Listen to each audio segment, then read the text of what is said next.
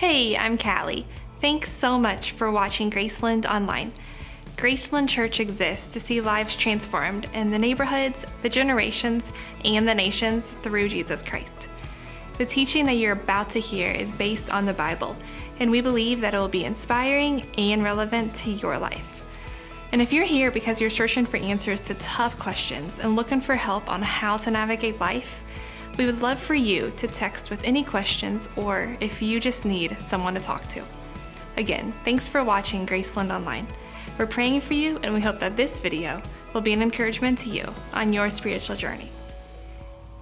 Hey, thanks so much for watching this episode of Graceland Online as we have been talking and discussing counterfeit gods, various people, person, places, things, pursuits, aspirations that we pursue that we think are going to bring fulfillment and satisfaction. We're talking about love and power and authority and sex. That's what I'm going to talk through just ever so briefly about various things and ways that we think about sex, that intimate act, even our sexuality. There's some implications there, and how we pursue that and think it's going to bring us fulfillment.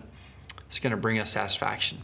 My name is Nate. I serve as one of the leaders at Graceland Church. I'm grateful that you're here, and I hope that this encourages you and perhaps even challenges you as well. Before I walk through a couple truths, some words about counterfeit gods, various things that we prop up that we think we worship and value and esteem, I want you to think about this illustration. Now, in your apartment, condo, townhome house, you've got various rooms. You got a living room, you got a bathroom, you got a bedroom, and in those rooms there's fixtures, right? So there's appliances, there's furniture that communicates this is what this room is for. You don't go cook your meal in the bathroom. That'd be gross. If you do that, you need to stop. That's gross, all right? We want you to have friends, all right?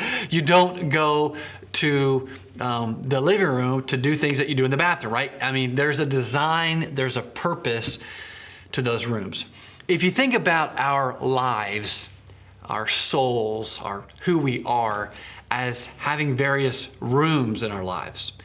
And idolatry is this word, this religious word that speaks about propping up, elevating persons, places, people, aspirations, and not like bowing down and worshiping them, but ascribing value.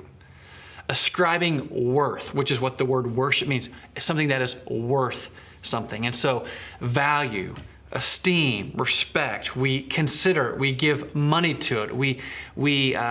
There's margin in our life that's committed to this person, place, or people.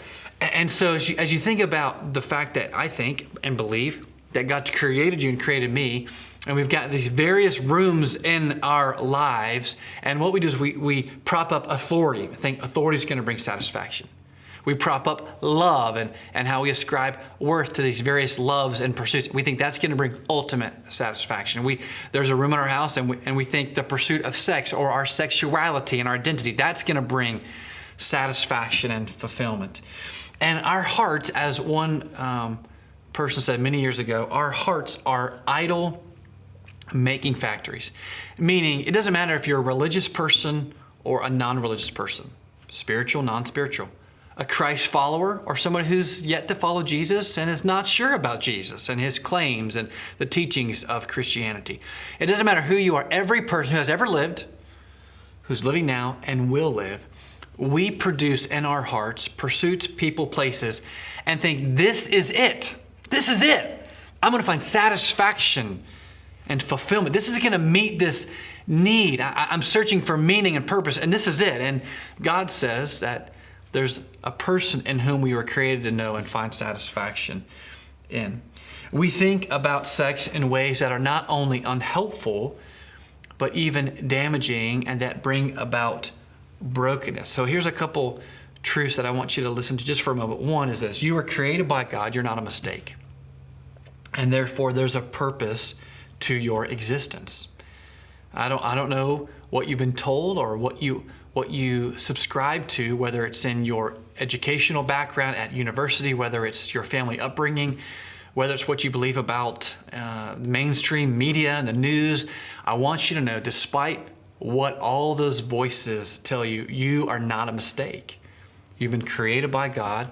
God's for you, and there's a purpose to your existence. And because there's a purpose to your existence and you're created by God, we're not entitled to live our lives however which way we want. And consequently, even with the reality and the act of sex and our sexuality, we are not entitled to think about and pursue sex and express our sexuality in however way we want, because we live in God's world and God's created you. And so God, who's for you, he has the rights to teach us about what sex is and how to express our understanding of sex and even our sexuality. You meet people who say, I want to rule my life and do what I want. Well, you're worshiping self, right? You're ascribing ultimate value and authority to yourself.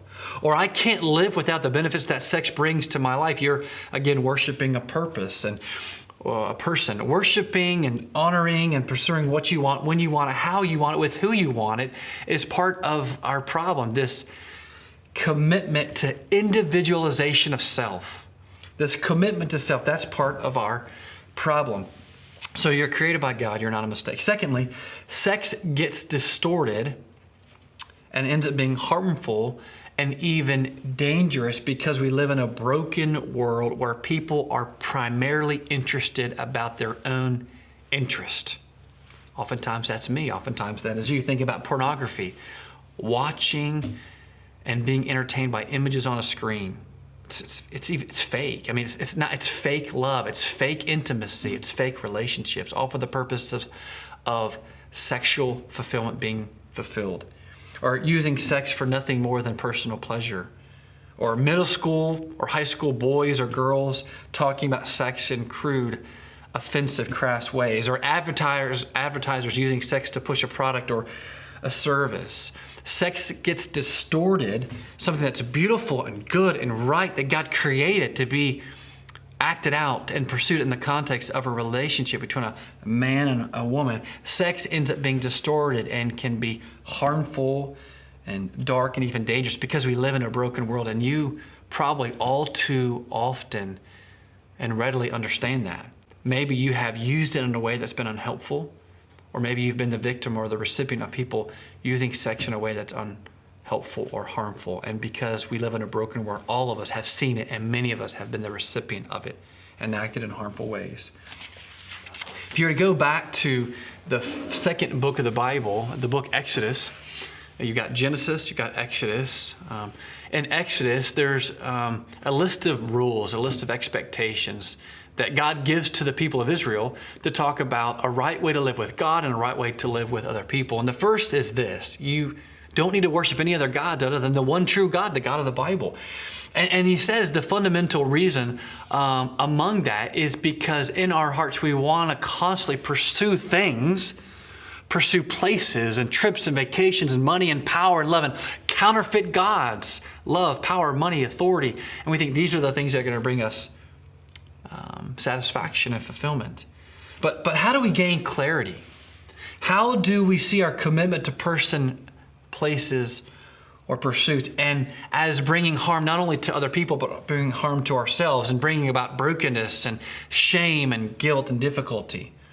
One individual said that the true God of your heart is what your thoughts effortlessly go to when there's nothing else demanding your attention. So what you daydream of, what you dream about, what you think about, what you love, what you pursue, what consumes your thoughts and your affections and ambitions and pursuits. And Jesus steps in and wants to bring clarity to our lives, wants to bring clarity to all these counterfeit gods of love and sex and money and power and authority. He wants to speak into your heart and mind and say, hey, listen, you were meant to find satisfaction and fulfillment in me. I created you. In fact, he says in the book of Matthew, it's the first book of the New Testament.